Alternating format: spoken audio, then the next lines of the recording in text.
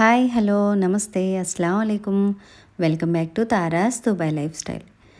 ఈరోజు చాలా సింపుల్గా చాలా యమ్మీగా ముంబై ఫేమస్ అయిన పావ్ బాజీని ఎలా ప్రిపేర్ చేసుకోవాలో దీని ప్రాసెస్ ఏంటో చూసేద్దాం. ఎక్కువ క్వాంటిటీలో ప్రిపేర్ చేసుకుంటే డిన్నర్గా అయితే చాలా బాగుంటుంది. తక్కువ క్వాంటిటీతో చేసుకుంటే ఈవినింగ్ స్నాక్ లాగా అద్దిరిపోతుంది. మరి ఇంకే ఆలస్యం లేకుండా చాలా టేస్టీగా ఉండే ఈ పావ్ బాజీని ఎలా ప్రిపేర్ చేసుకోవాలో దీని ప్రాసెస్ ఏంటో చూసేద్దాం.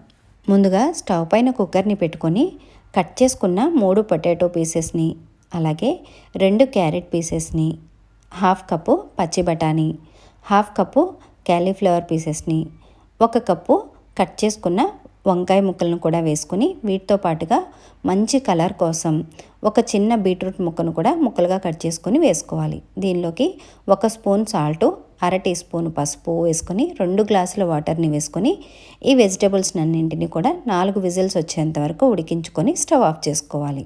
పావ్ బజీని ప్రిపేర్ చేసుకోవడం చాలా ఈజీ. కాకపోతే కొంచెం టైం తీసుకునేది ఈ వెజిటేబుల్ కటింగ్ దగ్గరే. వెజిటేబుల్స్ని కనుక కట్ చేసుకున్నామంటే చాలా ఈజీగా ప్రిపేర్ చేసుకోవచ్చు. అందులోనూ వెజిటేబుల్స్ అంటే గుర్తొచ్చింది, కూరగాయలు ఇష్టపడని పిల్లలు ఎవరైనా సరే వాళ్ళకి ఇలా చేసి పెట్టారంటే చాలా ఇష్టంగా కొంచెం కూడా వదలకుండా ఫుల్గా తినేస్తారు. అంత బాగుంటుందన్నమాట. ఇప్పుడు కుక్కర్లోని ఆవిరంతా పోయిన తర్వాత ఏదైనా ఆలూ స్మాషర్ తోటి ఈ వెజిటేబుల్స్ని అన్నింటినీ కూడా కాస్త మెత్తగా స్మాష్ చేసుకొని పక్కన పెట్టేసుకోవాలి. నేనైతే పావ్ బాజీని పూర్తిగా బటర్తోనే చేస్తున్నాను. మీరు కావాలి అనుకుంటే బటర్తో పాటుగా ఆయిల్ని కూడా యాడ్ చేసుకోవచ్చు. ఇప్పుడు స్టవ్ పైన ప్యాన్ని పెట్టుకొని 3 టేబుల్ స్పూన్ల బటర్ని వేసుకోవాలి. బటర్ మెల్ట్ అయిన తర్వాత సన్నగా చాప్ చేసుకున్న ఆనియన్స్, అలాగే సన్నగా చాప్ చేసుకున్న పచ్చిమిర్చిని వేసుకొని 2 నిమిషాల పాటు సాఫ్ట్గా అయ్యేంత వరకు ఫ్రై చేసుకోవాలి.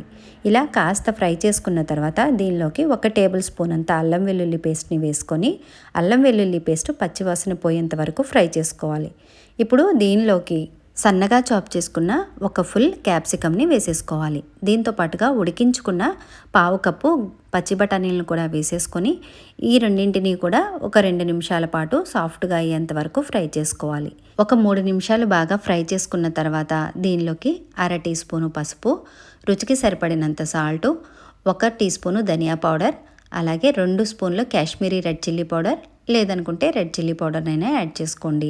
అలాగే 2 స్పూన్లు పావ్ బాజీ మసాలాను కూడా వేసుకొని వీటన్నింటినీ 1 నిమిషం పాటు ఫ్రై చేసుకోవాలి. ఇవి బాగా ఫ్రై అయిన తర్వాత దీనిలోకి ముందుగానే పేస్ట్ చేసి పెట్టుకున్న 2 టొమాటోల పేస్ట్ని కూడా వేసేసుకొని వీటన్నింటినీ బాగా కలుపుకొని మూత పెట్టేసి ఒక 3 నిమిషాలు లో ఫ్లేమ్లో కుక్ చేసుకోవాలి. పావ్ బాజీకి కాశ్మీరీ చిల్లీ పౌడర్ ఉంటేనే మంచి కలర్ వస్తుంది. అలాగే కారం కూడా చాలా తక్కువగా ఉంటుంది. కారం తక్కువగా ఉంటే పిల్లలు కూడా చాలా ఇష్టంగా వదలకుండా తినేస్తారు.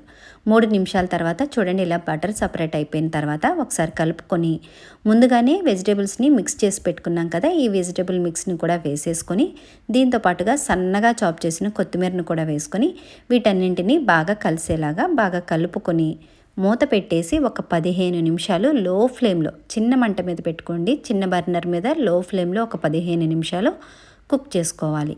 ఇది కాస్త థిక్గా ఉంటుంది కాబట్టి మధ్య మధ్యలో కలుపుకుంటూ చెక్ చేసుకుంటూ ఒక 15 మినిట్స్ కుక్ చేసుకోవాలి.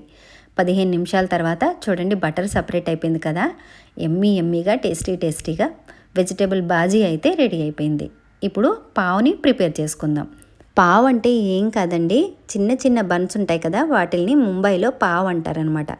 ఇప్పుడు స్టవ్ పైన ప్యాన్ని పెట్టుకొని 1 స్పూన్ బటర్ని వేసుకొని బటర్ మెల్ట్ అయిన తర్వాత సన్నగా చాప్ చేసిన కొత్తిమీర, అలాగే ప్రిపేర్ చేసి పెట్టుకున్న ఈ వెజిటేబుల్ మిక్స్ని కొంచెం 1 స్పూన్ అంత వెజిటేబుల్ మిక్స్ని కూడా వేసుకొని ఈ పావుని మధ్యలోకి కట్ చేసుకొని నేను చూపిస్తున్నట్లుగా 2 పక్కల కూడా బాగా ఫ్రై చేసుకోవాలి.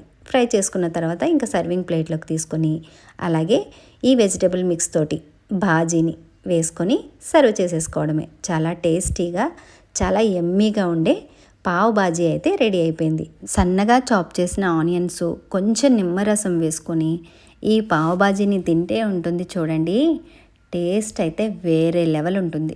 మీరు కూడా తప్పకుండా ట్రై చేయండి. నేను చేసిన ఈ పావ్ బాజీ రెసిపీ మీకు ఎలా అనిపించిందో కామెంట్ చేయండి. నేను చేసిన ఈ రెసిపీని లైక్ చేయండి, అలాగే మీ ఫ్రెండ్స్ అండ్ ఫ్యామిలీతో షేర్ చేసుకోండి. ఇలాంటి మరిన్ని రెసిపీస్ కోసం నా ఛానల్ని తప్పకుండా సబ్స్క్రైబ్ చేసుకోండి. Thank you for watching. Allah Hafeez.